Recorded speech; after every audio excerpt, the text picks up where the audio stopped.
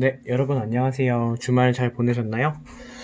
오늘은 지난 시간에 이어서 쟁점으로 파악하기 간단하게 본 이후에 그 이후에 이제 권역 구분에 대한 내용을 잠깐 볼 거예요. 그래서 이 권역이라는 것이 사실 뭐 어려운 말처럼 보일 수도 있는데 의외로 상당히 어려운 개념이 아니어가지고 그냥 쉽게 편한 느낌으로 그냥 보신 다음에 그 이후에 이제 우리 단원 정리 한번 하고 수능 기출 풀고서 수업을 마무리해 보는 걸로 할게요. 그래서 오늘 일단은 수업을 진행을 하긴 할 건데 만약에 얘기가 길어지면 수능 기출이 조금 늦어질 수도 있을 것 같아요. 그래서 일단은 최대한 좀 진도를 나갈 수 있으면 나가보고 대신에 너무 급할 것 같다 싶으면 수능 기출은 다음 시간에 진행을 하는 걸로 그렇게 생각을 해보겠습니다. 자, 그래서 우리 책을 한번 펴볼 건데요. 책이 몇 페이지더라? 18쪽이네요. 교과서 18쪽을 한번 펴봅니다. 우리 미래행 교과서, 세계지리 교과서 18쪽부터 볼게요. 자, 쟁점으로 파악하기입니다. 그래서 이제 이런 내용들은요, 여러분 그냥 이제 이런 이야기들도 있구나 해서 한번 넘어가시면 될 것 같으니까요. 가볍게 보고 넘어갈게요. 자, 그래서 보면 이제 외국 기업에 우리나라의 지도 데이터 반출을 허용해야 할까 이렇게 나와 있습니다. 그래서 뭐 영화 라이언, 이 영화를 선생님이 실제로 봤어요. 그래서 이 영화 내용이 뭐냐면 이제 여기 나와 있는 것처럼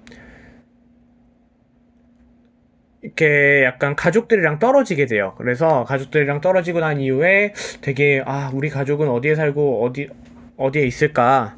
어떻게 하면 만날 수 있을까? 이렇게 고민을 하다가 여기 보면 인터넷 위성 지도에서 인도 전역을 뒤지기 시작하였다. 그래서 옛날의 그 기억을 가지고 뒤지기 시작합니다.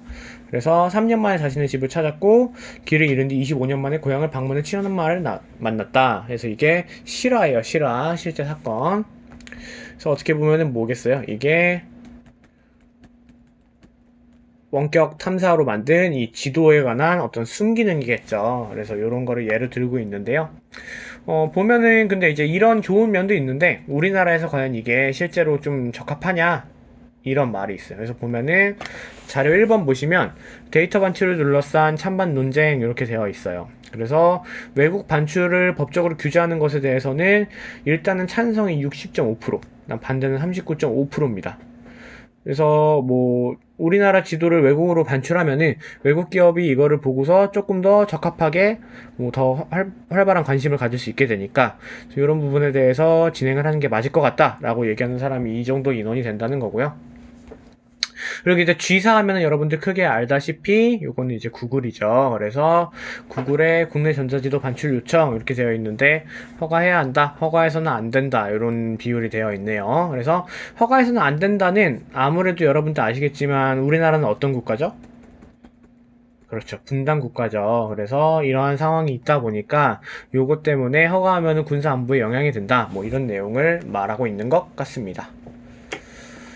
자, 그래서 뭐 요런 쟁점이 있다는 거 그냥 알고 가시면 될 것 같습니다. 그래서 여러분들 혹시 아실지 모르겠지만 우리나라에도 굉장히 주요 산업시설이 많을 거 아니에요. 뭐 석유 저장고라든가 아니면 댐이라든가 아니면 뭐 청와대라든가 요런 것들은 실제로 우리나라의 서비스하는 회사들의 지도에서는 다 뭉개지고 지워져 있습니다. 그래서 이제 이런 것들이 우리나라가 분단 국가인 특성이 있다 보니까 안보로 이제 보안 때문에 막아놓은 그런 성질이 있어요. 나중에 궁금하시면 찾아보시면 이런 것도 있었구나 이렇게 생각이 되실 거예요. 근데 반대로 북한 같은 경우에는 어때요? 우리나라에서 구글어스로 봤을 때는 굉장히 또렷하게 잘 보입니다. 그래서 이제 이런 것들이 우리나라의 그런 시대적인 상황을 둘러싼 특징이구나 이런 것도 그냥 상식선에서 알아두시면 좋을 것 같습니다. 자, 그래서 일단은 이렇게 해서 18페이지는 넘어가고요. 자, 그 다음에 이제 여기가 이제 19페이지죠. 아이고, 죄송해요. 자, 여기가 이제 19페이지죠. 그래서 이제 19페이지도 보면요. 국가 안보와 관련된 측면에서 아까 선생님이 얘기한 내용이 나옵니다. 그래서 이제 반출을 요청한 1대 5천, 요거는 축척이에요. 그래서 1cm가 실제로는 5000cm란 얘기죠. 그래서 이 지도에서는 주요 안보시설이 삭제되어 있지만 지사의 인터넷 위성지도 서비스에서 제공하고 있는 위성사진과 1대 5000 축척 지도를 결합하면 삭제된 정보를 손쉽게 복원할 수 있다는 것이 우리 정부의 주장이다. 실제로 어느 정도 이렇죠. 그래서 지도가 뭐 구할 수 있는 지도가 있으면은 구글어스 합치면 충분히 자세한 정보를 얻을 수 있기도 합니다. 근데 반면에 이제 굳이 구글 지도가 아니더라도 뭐 초정밀 지도를 결합하여 얼마든지 얻어낼 수 있다는 점을 지적했다. 뭐 이런 내용을 이야기하고 있습니다. 그래서 이런 내용이 있다는 것도 그냥 참고해서 알아두시면 되고요.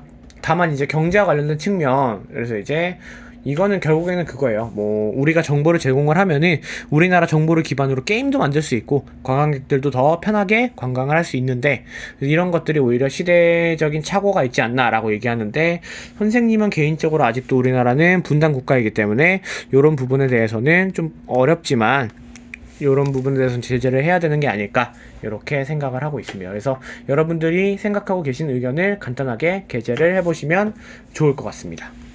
찬반 쟁점이 여기 정리가 되어 있어요. 이것도 한번 참고하시고 넘어가면 될 텐데, 이건 굳이 선생님이 수업 시간에 이렇다 저렇다 정리를 해줄 필요는 없어서 넘어가도록 하겠습니다. 자, 그 다음에 다음 페이지입니다. 이제 20페이지를 볼 거예요. 자, 드디어 이제 나왔습니다. 세 개의 지역 구분입니다. 그래서 이제 여기서는 두 가지 표현이 등장을 해요. 첫 번째로 나오는 거는 이제 권역이라는 겁니다. 그래서 이 권역이라는 건요, 지역을 보는 큰 범위, 이렇게 생각하시면 될 것 같습니다. 그래서 이런 개념을 그냥 참고로 해서 한번 가볍게 훑어보시면 될 것 같고요. 실제로 시험에서도 중요하게 다루는 부분이 아니기 때문에 요거는 그냥 간단하게 훑어보고 넘어가도록 하겠습니다. 자, 그래서 위에 보면 아프리카와 아시아 대륙의 경계를 A와 B 중에서 어디로 보아야 할까? 그래서 A는 수에즈 운하고요. 그 다음에 B는 이집트와 이스라엘의 국경이다. 그래서 이제 어떻게 보면 수에즈 운하라는 거는 뭐 자연적인 요건들을 조금 생각을 하는 거고, 그 다음에 이제 B 같은 경우에는 이스라엘과 이집트의 어떤 그런 문화적인 국경이죠. 그렇기 때문에 이런 것 둘 중에 어떤 걸로 기준을 삼느냐에 따라서 권역이 바뀌게 될 수가 있습니다. 그래서 그런 내용을 생각하시면 될 것 같아요. 자, 지역과 권역의 의미, 우리 지역부터 봅니다. 지역이란 지리적 특성이 다른 곳과 구별되는 지표상의 공간 범위를 의미한다. 그래서 뭐 지역은 뭐 넓은 범위부터요, 그 다음에 좁은 범위에 이르기까지 다양한 규모로 표현할 수 있다, 이렇게 되어 있습니다. 자, 그래서 이런 거를 통해서 어떤 걸 얻을 수 있대요? 다양한 관점의 지리적 정보를 얻을 수 있고요. 여기에 뭐 자연적, 문화적, 사회적, 경제적 기준을 더하면 더욱 다양하게 지역을 구분할 수 있다, 이렇게 나와 있습니다. 자, 그 다음에 이제 우리가 조금 더 관심 있게 보아야 될 게 지역보다는 여기 나와 있는 이 권역이라는 표현입니다. 권역이 뭐래요? 세계를 큰 규모로 나눈 공간 단위를 권역이라고 한다. 세계 지리는 결국에 단원을 나눈 게 뭘로 나눴을까요? 바로 이 권역으로 나눴다, 이렇게 생각을 하시면 되겠습니다. 자, 그래서 이제 이처럼 각종 기준을 활용하여 권역을 구분함으로써 자연과 인간과의 관계, 지역성 등을 이해할 수 있다 그랬는데, 여기 지역성은 위에 나와 있죠. 여기 지역성이라는 거는 뭐래요? 자연환경과 인문환경이 결합하여 형성된 그 지역만의 독특한 특성이래요. 그래서 교통통신이 발달하면서 지역성이 점차 약화되고 있다. 그래서 우리나라만 해도 이제 지역성을 우리나라 안에서 보면 뭐 대구, 경북의 문화가 다를 거고요. 그리고 전라도 쪽의 문화가 다를 거고, 수도권 쪽의 문화가 다를 거고요. 그래서 이런 것들도 지역성이다, 이렇게 볼 수가 있습니다. 자, 자료 1번 보시면 규모에 따른 지역 구분입니다. 그래서 이거는 우리가 그냥 가장 통상적으로 아는 거죠. 그래서 이게 뭐예요? 어떻게 보면 5대양 6대주를 이런 식으로 나누고 있다, 이렇게 생각을 하시면 되겠고요. 자, 그 다음에 이제 아시아도 확대해서 보면 어떻대요?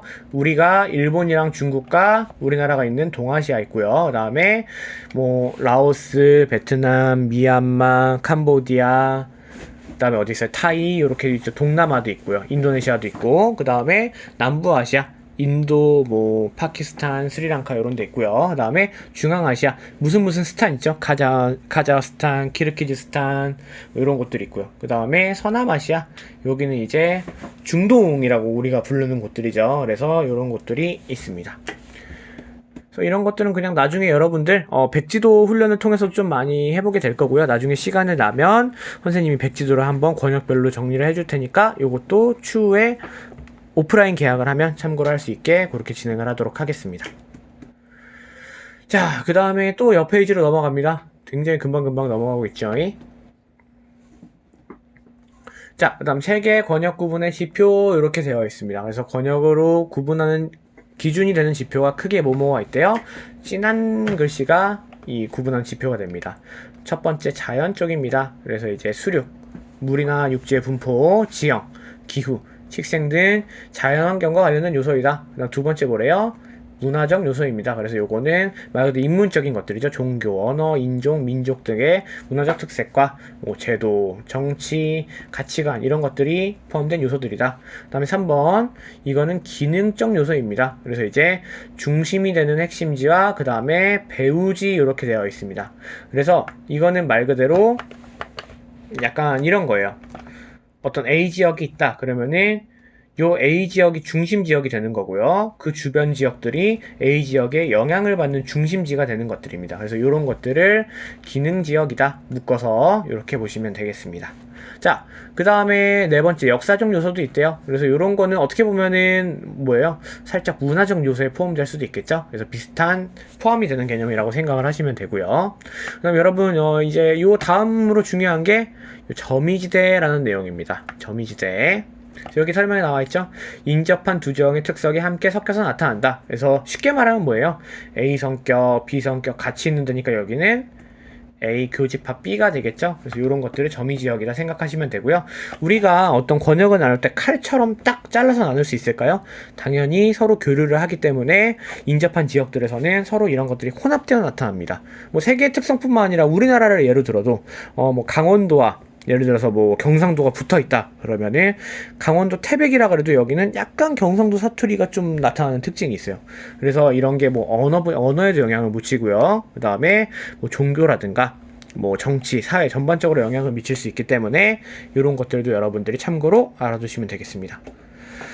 자, 그 다음에 이제 21조 아래 활동 넘어갑니다. 세계 권역 구분의 다양한 지표 이렇게 되어 있네요. 자, 그래서 여기 있는 자료들은요, 여러분 한번 보아두면 좋다 이렇게 생각하시면 되겠습니다. 왜? 이게 내신에도 나올 수 있고 수능에도 출제가 될 수도 있는 지도이기 때문에 이런 주제도를 다양하게 보시면은 여러분들이 참고를 하시기가 좋을 것 같아요. 주제도란 건 말 그대로 뭐예요? 어떤 주제에 따라서 만들어 놓은 지도를 주제도라고 합니다. 자, 그래서 2번 보면은 이거는 강수량의 계절 특성이래요. 그래서 지금 연중다우, 적도 근처에 있는 곳들은 다 연중다우죠. 그리고 겨울에 집중된다. 겨울에 여기는 강수량이라는 건 뭐예요? 말 그대로 비도 될 수 있고 어떻게 보면 눈도 될 수 있고 이렇잖아요. 그래서 여기는 겨울에 비가 집중하는 곳들이다.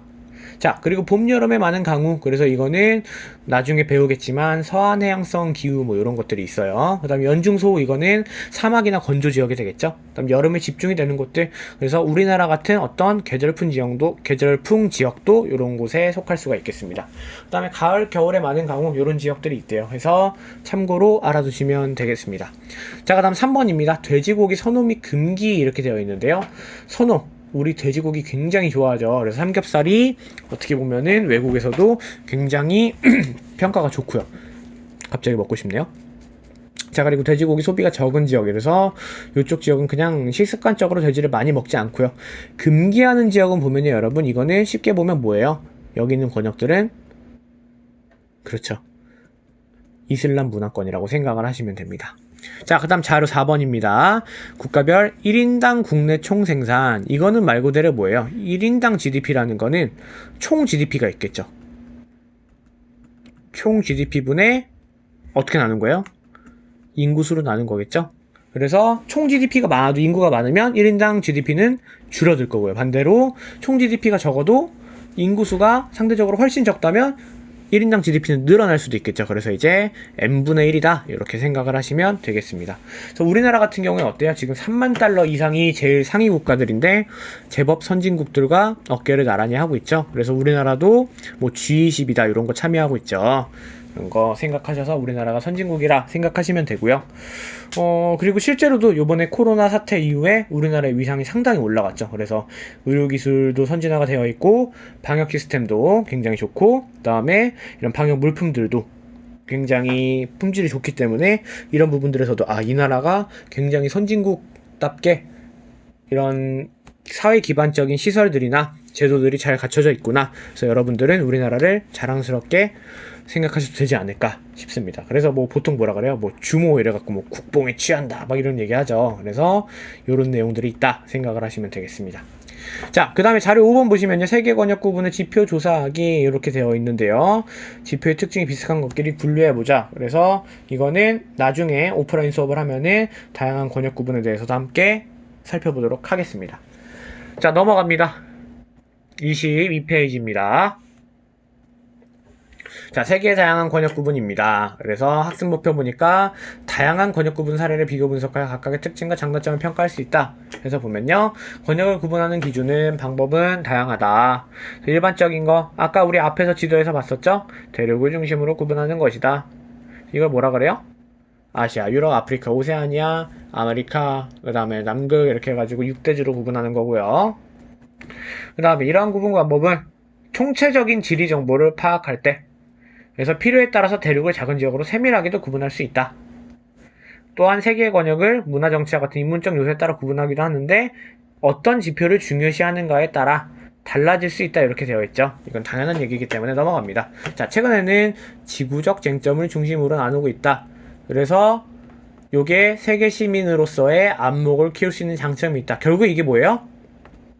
지금 2015 개정 교육과정의 세계의 권역 구분입니다. 아, 그래서 이런 것 때문에 이렇게 나눴구나 이렇게 생각을 하시면 됩니다. 자, 그다음 권역 구분의 다양성 다양하대요. 자, 그래서 보면 자료 1번 북아메리카 남아메리카의 경계. 그래서 자연적 요소를 중시한다면 파나마 운하, 그리고 기능적인 요소를 중요시한다면 그러면 국경이 북아메리카 남아메리카의 경계가 된다. 그 다음에 또 어떤 거를 중시할 수 있겠어요? 인문적 요소를 중시할 수도 있겠죠. 그래서 이런 걸로 하면 나중에는 어떻게 나누게 돼요?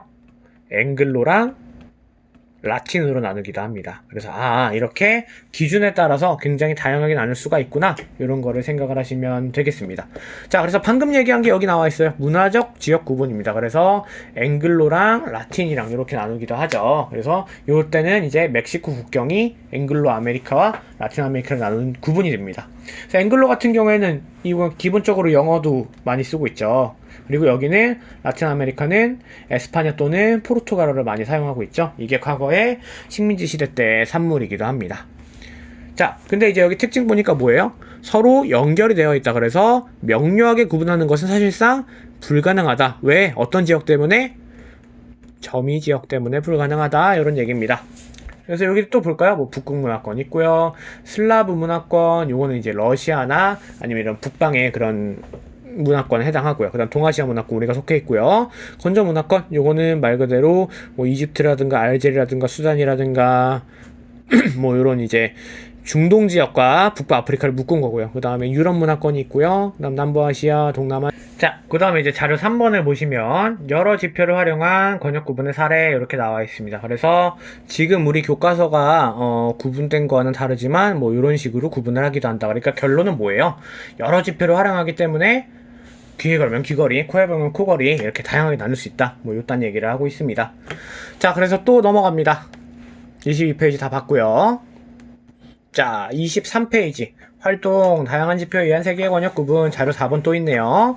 식생 분포에 따른 권역 구분입니다. 그래서 이제 열대 우림, 뭐 스텝 사막 사바나, 그 다음에 이제 지중해성 이쪽에 있고요. 상록 화력수 항상 푸르단 뜻입니다. 그 다음에 잎이 넓다는 뜻이고요. 호남림과 낙엽 화렵수림, 그래서 이름도 어렵지만 실제로 뭐예요? 그냥 숲이 섞여 있고 그 다음에 낙엽이 지는 잎이 넓은 거다. 그 다음 침엽수림, 잎이 침 같은 거고요. 침 같은 거는 이제 칵테일 때 그 침이 아닙니다. 바늘의 침입니다. 자, 그리고 툰드라. 요 툰드라는 뭐예요? 이거는 약간 바로 이제 영구빙설 그 아랫지대에 나타나는 이끼가 조금 있는 지역입니다. 고산 식물 해가지고 이제 지대가 높은데 자라는 이런 식생들의 분포에 따라서도 이렇게 나눌 수 있다. 그래서 요거는 어떤 거와 관련이 있겠어요? 제법 위도나 고도랑 관련이 있다. 그 다음에 뭐 강수량이랑도 관련이 있다. 이렇게 생각을 하시면 되겠습니다. 자, 그 다음 자료 5번입니다. 세계지리 교과서의 권역 부분. 요것대로 여러분들이 수업을 진행을 하게 됩니다. 그래서 보면은 약간 생뚱맞은 것 같은데 요런 것들이 있어요. 근데 유럽과 북부 아메리카를 묶었네요. 왜? 이것들도 제법 공통점이 있기 때문이다. 뭐 도시가 좀 많기도 하고요. 인구가 많은 북반구의 큰 대륙들과 나라들이기도 하고요. 그리고 어떤 산업혁명과 그리고 그 이후에 경제가 발전한 그런 나라들이기도 하고요. 그리고 구대륙과 신대륙 이런 묶을 수 있는 특징들도 있기 때문에 이렇게 진행을 하고 있습니다. 자, 그 다음에 이제 몬순 아시아와 오세아니아 이렇게 해서 나와 있어요. 그래서 비가 많이 오는 아시아 지역과 그 다음에 여긴 자원이 많은 국가들이기 때문에 이런 것들을 오세아니아와 묶어서 진행을 하고 있습니다. 자, 그 다음 사하라 이남 아프리카와 중남부 아메리카. 그래서 여기 같은 경우는 어때요? 우리가 쉽게 생각하는 어떤 제3세계라고도 볼 수 있지만 또 어떻게 보면은 굉장히 인구가 많은 지역이기도 하고요. 그 다음에 여기 양 지역 둘 다 어때요? 옛날에 식민 지배로 인해서 국경선이나 이런 것들이 설정되기도 했습니다. 그래서 대항해 시대와 관련된 내용들도 있습니다. 자, 그 다음 건조아시아와 북부 아프리카입니다. 그래서 건조한 지역들, 그리고 자원은 여기는 석유라는 어떤 그런 화석연료를 묶여있죠. 그래서 이런 것들까지 한번 보시면 되겠습니다. 자, 그 다음 세계 권역 구분하기 이렇게 되어 있습니다. 요거 지난번에 진행을 한다고 했었죠. 그래서 요거는 넘어갑니다. 자, 그래서 뭐 장점 단점이 있는데 요것들은 여러분들끼리 하실 수는 없겠죠. 그렇기 때문에 수업을 나와서 진행하도록 합니다. 자, 그럼 넘어갑니다. 대단원 마무리하기입니다. 24페이지고요. 자, 스스로 정리하기 이렇게 되어 있습니다. 세계화 지역화.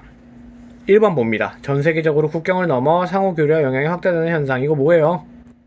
세계화죠. 뭐 굳이 써야 됩니까? 자, 2번 지역의 자율성과 고율성을 증대하고 잠재력을 길러서 독자적인 가치를 지니게 되고 지리적 표시제, 장소 마케팅, 지역 브랜드화 등의 전략을 통해서 경쟁력을 강화한다. 이거 뭐예요? 지역화죠. 뭐 이거는 뭐 답을 쓰기도 참 유치합니다. 봤으니까 넘어갑니다. 자, 2번 지리정보 공간 인식입니다. 중국 화이도 대명 혼일도 무슨 사상이에요? 중국이 짱이다. 중화사상.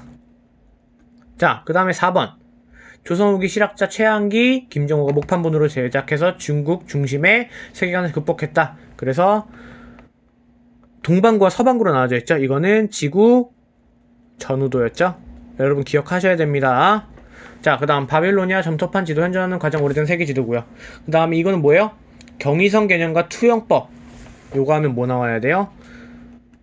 프톨레마이오스의 세계 지도. 요거 생각하셔야 됩니다. 그 다음 TO 지도 중세 유럽에서 제작됐고요. 이거는 중세 유럽 종교의 시대죠. 무슨 종교죠? 크리스트교의 세계관이 반영되어 있다. 이렇게 생각을 하시면 됩니다. 자, 그래서 참고로 말씀드리면 여러분 왜 크리스토교랑 가톨릭이라고 얘기를 하는지 아세요? 두 개를 묶으면 기독교이지만 크리스토교는 예수님에 대해서 그런 어떤 신약에 대해서 인정하느냐, 또 카톨릭은 뭐 그런 부분에 대해 차이가 있기 때문에, 그리고 성모 마리아에 대한 인식 차이도 있기 때문에 우리 교과서에서는 주로 이렇게 부르고 있다는 것도 참고로 해두시면 되겠습니다. 자, 그래서 메르카토르의 세계 지도도 중요하다고 했죠. 그래서 이건 항해 컨셉이 되어 있고 경선의 간격이 또 동일하고 위선의 간격을 조정을 했다. 뭐 이런 내용까지 참고로 기억을 하시면 되겠습니다. 자, 2번 공간 인식에 따른 지리 정보의 차이입니다. 지리 정보를 수치화하여 뭐 필요한 결과물을 얻는 지리 정보 기술이다. 그래서 이런 거 뭐라고 하겠어요? 지리 정보 체계다. 우리가 간단하게 배웠었죠. 그래서 잘 기억이 안 날 수도 있는데 이걸 영어로 하면 뭐예요? Geographic Information System에서 GIS입니다. 자, 그 다음에 옛 세계 지도 주로 뭘로 제작됐어요? 종이로 제작되었죠. 자, 그 다음에 지도에 담긴 정보를 수정하거나 변형하기가 어렵다. 이런 특징이 있고요. 오늘날에는 다양한 형태로 가공되고 수정도 할 수 있고요. 첨삭도 할 수 있고 그렇습니다. 자, 세계 권역 구분입니다. 그래서 뭐 지역은 이런 뜻이고요. 세계를 큰 규모로 나눴다. 이런 뭐예요? 이거는 권역이죠. 자, 그래서 문화적 지역 구분은 뭐 이렇게 쓰다. 이것도 봤기 때문에 넘어갑니다. 자, 그 다음에 이제 마지막 페이지입니다. 지역 맞춤형 세계화 전략 세우기 이렇게 되어 있네요. 자, A기업이 영국과 미국에서 제품 판매에 성공할 수 있었던 이유를 찾아보자. 뭐 굳이 알아야 됩니까? 넘어갑니다. 자, 2번 우리나라의 우수한 문화상품 특산물 중 한 가지를 선정하고 이를 세계 여러 국가에 판매하기 위한 전략을 여러분들끼리 세워보시면 되겠습니다. 자, 그래서 이것도 이렇게 마무리하면 일단 교과서는 1단원이 벌써 마무리가 됩니다.